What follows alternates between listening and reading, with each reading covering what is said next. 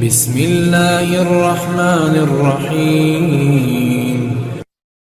ایسا عظیم وظیفہ رسول اللہ صلی اللہ علیہ وآلہ وسلم نے فرمایا، جس نے صبح کو یا شام کو 10 بار یہ وظیفہ پڑھ لیا، وظیفہ نوٹ فرما لے، لا الہ الا اللہ وحدہ لا شریک لہ الملک ولہ الحمد یحیی و یمیت وہو علی کل شیء قدیر، تو اس کی تمام مشکلات حل ہو جائیں گی، تمام مشکلات آسان ہو جائیں گی۔